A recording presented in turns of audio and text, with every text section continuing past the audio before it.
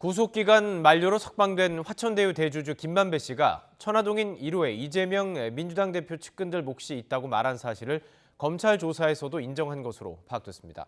다만 정진상 실장 측은 자기 지분을 늘리려는 김 씨의 허풍을 검찰이 부풀렸다는 입장인데, 당사자인 김 씨는 석방 뒤 처음으로 대장동 재판에 출석했지만 공범과 달리 침묵을 지켰습니다. 나인 기자입니다.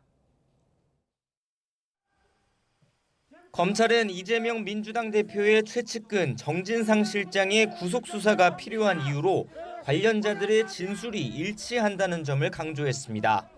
유동규 전 본부장과 남욱 변호사, 정영학 회계사를 비롯한 모든 이들이 입을 모아 정 실장이 뇌물을 받고 대장동 지분을 약속받았다고 말하고 있다는 겁니다. 하지만 천화동인 1호 소유주 김만배 씨는 여기에 포함되지 않았습니다.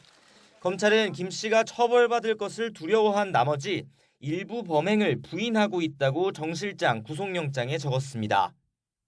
다만 김 씨 역시 정 실장과 김용 전 민주연구원 부원장 등에게 대장동 개발 이익을 지급할 방법을 논의한 사실은 인정했다고 강조했습니다. 천화동인 1호 수익금으로 유동규 전 본부장에게 3분의 1을 주고 나머지는 동규네 형들에게 줘야겠다는 구체적인 대화 내용도 적시했습니다. 정 실장 측은 검찰이 과장한 거라고 일축하고 있습니다. 김 씨가 인정한 건 그런 말을 한 적이 있다는 뜻이지 말의 내용이 사실이라고 인정한 건 아니라는 겁니다. 검찰이 자기 지분을 늘리려고 거짓말했다는 김 씨 입장을 쏙 빼고 마치 자백한 것처럼 몰아갔다는 주장입니다.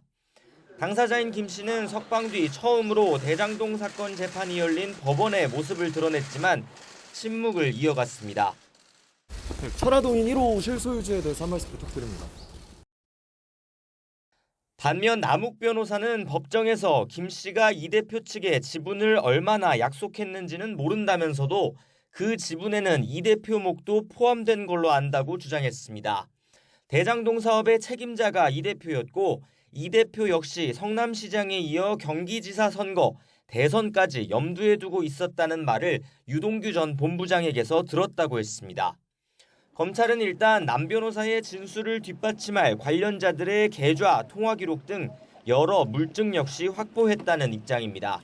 입을 닫고 있는 김만배 씨의 입장은 다음 주 남 변호사에 대한 추가 증인신문 과정에서 구체적으로 드러날 것으로 보입니다.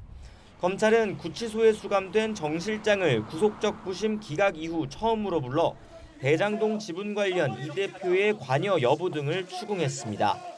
YTN 나인입니다.